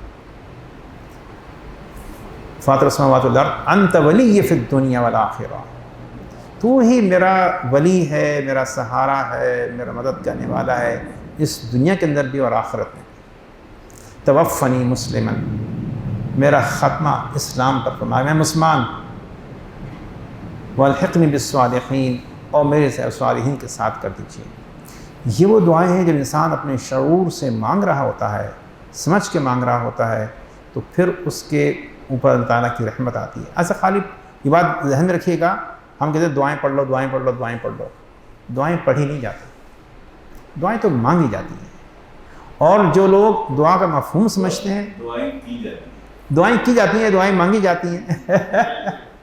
تو یہ وہ بات ہے کہ جب ہم سمجھ کے کریں گے تو الحمدللہ اس کے اثرات مرتب ہوں گے، اور اگر اس کو بلا سوچے سمجھے کرتے رہیں تو پورا قرآن پڑھتے رہیں اور اس کے بعد سب کچھ وہ کریں۔ جیسے کسی نے کہا کہ آج کل صورتحال ایسا مہینہ آ گیا ہے کہ لوگ جو ہیں وہ لوگوں سے بری طرح مال لوٹیں گے اور نماز کے لیے بھاگ رہے ہوں گے کہ بھائی ہم یہاں جماعت نہ نکل جائے۔ کیا حاصل ہے اس سے کہ لوگوں کے ساتھ ظلم کر رہے ہیں۔ اس وقت صورتحال یہ کہ شہر میں جو مہنگائی ہے وہ حکومتی اثرات سے کہیں زیادہ اس لیے بڑھی ہوئی ہے کہ درمیان کے جو لوگ ہیں اس مہنگائی سے فائدہ اٹھانا چاہ رہے ہیں، بے تحاشا مال کما رہے ہیں، بھر رہے ہیں اپنی تجوریوں کو اور اپنے بینک بیلنس کو۔ اللہ رحم کر دے۔ تو اس پوری صورتحال کے بعد بس ہم نے اب اس میں ایک چیز اور بھی بڑی نوٹ کرنے والی ہے کہ جب وہ جو اصحاب کہف تھے، جب انہوں نے دیکھا کہ شہر میں رہنا جو ہے اس میں دو فیصلوں سے ایک کرنا، یا تو زندگی یا ایمان، تو وہ انہوں نے شہر کو چھوڑنے کا فیصلہ کیا۔ یہ قرآن کی بڑی واضح ہدایت موجود ہے. کیا فی زمانہ ہم اس پوزیشن میں ہیں کہ ہم اپنے معاشروں کو چھوڑ سکیں؟ مجھے نہیں اندازہ، لیکن میں اس میں 2 مثالیں دے سکتا ہوں. مشرقی پاکستان کے حالات جیسے بھی تھے وہ ڈیولپ ہوتے ہوتے ہوتے ہوتے ہوتے دسمبر کے مہینے تک پہنچ گئے، دسمبر 71 کے مہینے پہنچ گئے. اور پھر لوگوں کو صرف یہ پتہ تھا کہ اگر ہم نے اپنی جان بچانی ہے تو یہاں سے کسی طرح سے نکل جاؤ. اپنا مال، اپنا گھر بار، اپنی سب چیز وہیں چھوڑی اور نکل گئے. یہ مرحلہ بھی آ گیا. اور پھر مجھے یاد ہے کہ کچھ لوگوں نے مجھے یہاں تک بتائی بات، یار ہم تو اس صورتحال سے بہت پہلے آ گئے تھے. کیوں آ گئے تھے؟ یا ہمارے والدین کہہ رہے تھے کہ نہیں یار اب یہاں رہنا جو ہے صحیح نہیں ہے. ایسے افراد بھی تھے، اور ایسے بھی جو ابھی تک وہاں پھنسے ہوئے ہیں اور بری طرح کی زندگی کا شکار ہیں. یہ میرے سامنے کی واقعہ ہے. اسی طریقے سے اگر ہم دیکھیں افغانستان، تو وہاں جب جنگ چھڑ گئی تو وہاں سے لاکھوں لوگ صرف اپنی جان بچانے کی خاطر پاکستان آ گئے. پھر یہاں پر وہ کہاں پہ تھے؟ یہاں پر وہ گلیوں پر تھے، فٹ پاتھوں پر تھے، بھیک مانگ رہے تھے، یعنی کیا کیا کر رہے تھے. آج بھی وہ ان کی اکثریت جو ہے وہ کچرا چن رہی ہے، کوڑا چن رہی ہے. عجیب صورتحال کا شکار ہو گئے. تو کیا ہم اس صورتحال کیا ہونے کے بعد ایسا کوئی فیصلہ کریں گے یا پہلے سے کوئی انتظام کریں گے؟ یہ ایک بہت بڑا سوالیہ نشان ہے. اس معاملے میں جو ہے وہ ڈاکٹر عمران غیور صاحب جو ہیں وہ مدد فرمائیں گے کوئی تو بلکہ شیخ عمران حسین صاحب جو ہیں وہ باقاعدہ کہہ رہے ہیں، آج سے نہیں بہت عرصے سے کہہ رہے ہیں کہ آپ لوگ کوشش کریں کہ ایسی کوئی کالونیز بنا لیں کہ جو دور دراز علاقوں میں ہوں، وہاں آپ منتقل ہو جائیں. اچھا ایک بات یہ ذہن میں رکھیے گا، بات کیوں منتقل ہونے کی بات کر رہے ہیں، یہ بات ذہن میں رکھیے گا. ہم ابھی کووڈ کی شکل میں دنیا کا ایکشن دیکھ چکے ہیں. کووڈ ہو گیا ہے، گھر میں بند ہو جاؤ. کووڈ ہو گیا ہے، آپ جناب یہ ویکسین استعمال کرو.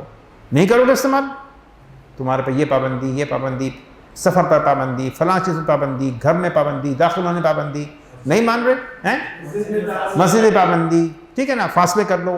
ساری باتیں ہم کو ماننی پڑی ہیں. اب میری بات سمجھ رہے ہیں؟ نہیں، یونائٹ ہونے کی والی بات نہیں، بات ہے کہ جو ہمیں حکم دے رہا ہے اس کی بات ماننی ہے. اور اگر نہیں مانو گے تو تمہاری ایسی تیسی کر دیں گے، تمہارے پر پولیس کو لگا دیں گے، تمہارے پر فوج کو لگا دیں گے، اور تم پھر بھی نہیں مانو گے، وہیں تنخواہ بند کر دی جائے گی. پھر بھی نہیں مانو گے، تمہارا موبائل فون کی سم بند کر دی جائے گی. اوہ اب سب مان گئے. جس دن یہ اعلان ہوا کہ موبائل فون کی سم بند ہو جائے گی، وہاں پر جگہ نہیں تھی کھڑے ہونے کی سوک سینٹر میں، سوک سینٹر نہیں، وہ ایکسپو سینٹر میں. اس سے پہلے لوگ ماننے تیار نہیں تھے لگانے کو. ٹھیک ہے، ہر جگہ اس کی چیکنگ ہو رہی ہے، ہر جگہ چیکنگ ہو رہی ہے. تو بتانا میں یہ چاہ رہا ہوں کہ جب یہ لوگ دنیا پہ اپنا نظام رائج کریں گے تو ان کی بات کو ماننا ہی آزادی ہوگی، ان کی بات کو ماننا ہی راستہ ہوگا، اور دوسرا راستہ کوئی نہیں ہوگا. تو ہمیں جو ہے کس چیز سے بچنا ہے؟ ان کی فوج سے بچنا ہے، ان کی پولیس سے بچنا ہے، ان کے لوگوں سے بچنا ہے. وہ تو شہروں میں ہر جگہ ہیں. صرف وہ ریموٹ ایریاز کے جہاں پر ہم سمجھتے ہیں کہ یہ لوگ نہیں ہوں گے، وہاں اگر کوئی رہنے کا کوئی انتظام ہو، ان کے سسٹم سے بچنا ہے، ہر صورت نکلنا ہے، اور قرآن کی رسی کو تھامنا ہے. جب فرشتے پوچھیں گے کہ اللہ کی زمین وسیع نہیں تھی تو آپ لوگ کیا جواب دیں گے؟ مجھے نہیں معلوم. سورہ کہف میں یہی ہے کہ پہاڑوں کی طرف جی. مویشی لے کے، تو یہ ایک خیال ہے جو ابھی صرف ڈالا ہے ذہنوں میں. اس کی شکل کیا ہوگی اللہ بہتر جانتا ہے. یہ کیسے ممکن ہوگا، کیا ہوگا، ہر آدمی اس بارے میں سوچے اور غور کرے. میں نے آپ کو 2 مثالیں دے دیں، مشرقی پاکستان کے واقعے کی اور افغانستان کے واقعے کی. فرشتے پوچھیں گے قیامت کے دن جب جہنم میں لے جا رہے ہوں گے لوگوں کو پکڑ کے، جی تو کیا نہیں پوچھیں گے وہ کہ جی اللہ کی زمین وسیع نہیں تھی؟ بے شک. تم نے ہجرت کیوں نہیں؟ تو یہ صورتحال ہے جناب. میرے خیال میں اس میں اگر کوئی ابہام ہو، کوئی بات ہو تو ہم اس کو بس رکھتے ہیں. کوئی سوال؟ ہاں کوئی سوال کرنا چاہیں تو. سوال تو کوئی نہیں رہا، کیونکہ جب یہ موبائل کا بغیر تو گزارا نہیں ہے، جی ہاں کسی لحاظ سے بھی گزارا نہیں ہے. جی ہاں آپ کے ہر چیز دنیا کی جتنی بھی چیزیں ہیں معاشرت کے طور پر ہر چیز تو موبائل میں ہے. جی بالکل. ہمارا پیسہ ہے تو موبائل میں ہے. جی ہاں. ہمارا گھر ہے تو موبائل میں ہے. ایسا ہی ہے. ہمارا چلنا پھرنا اٹھنا بیٹھنا کھانا پینا لین دین جتنی معاشرت کے طور پر ہماری ضروریت ہے موبائل کے اندر ہے. اس سے ہم کیسے پورا سوتے ہیں کروٹ سے سونا اسی سائڈ پہ رکھا ہوا ہے جی کہ ہمیں ادھر سے اس کو یوں اٹھانا نہ پڑے، وہ یہی رکھا ہوا ہے. تو اب اگر آپ سے میں کہوں اتنا منظم طور پر کہ وہ انسان بھول جاتا ہے موبائل نہیں بھولتا. جی بالکل.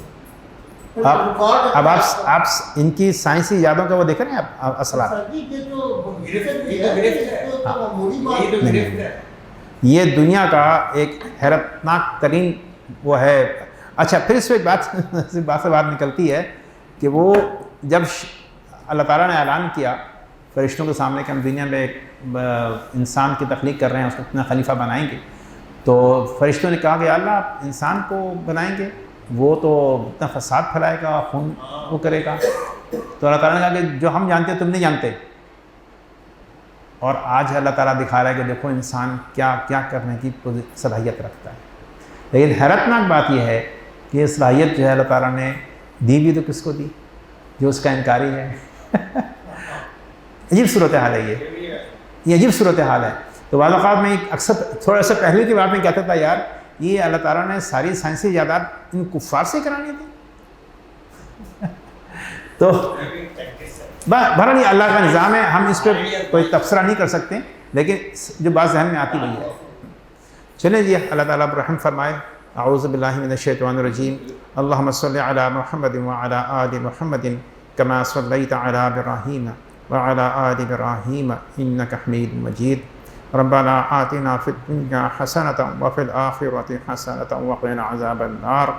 ربنا آتنا من لدنک رحمۃ وہیئ لنا من امرنا رشدا. اللہم ارنا الحق حقا وارزقنا اتباعہ. اللہم ارنا الباطل باطلا وارزقنا اجتنابہ. یا ربنا لا تزغ قلوبنا بعد إذ هديتنا وهب لنا من لدنك رحمة إنك أنت الوهاب.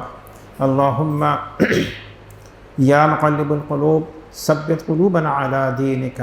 يا مصرف القلوب صرف قلوبنا على طاعتك. اللهم إنا نعوذ بك من عذاب القبر ومن عذاب النار. اللهم إنا نعوذ بك من فتنة المسيح الدجال ومن فتنة المحيا والممات. اللهم إنا نعوذ بك من شرور أنفسنا ومن سيئات أعمالنا. اللهم إنا نعوذ بك من المأسم والمغرم. ربنا تقبل منا ربنا رب اغفر وارحم وأنت خير الراحمين. يا حي يا قيوم برحمتك نستغيث. اللهم أجرنا من النار. يا مجير يا مجير يا مجير فاطر السماوات والأرض أنت ولينا في الدنيا والآخرة. توفنا مسلما والحقنا بالصالحين. ربنا تقبل منا إنك أنت السميع العليم وتب علينا إنك أنت التواب الرحيم. صلى الله تعالى على خير خلقه سيدنا محمد وآله وصحابه أجمعين. آمين برحمتك يا أرحم الراحمين.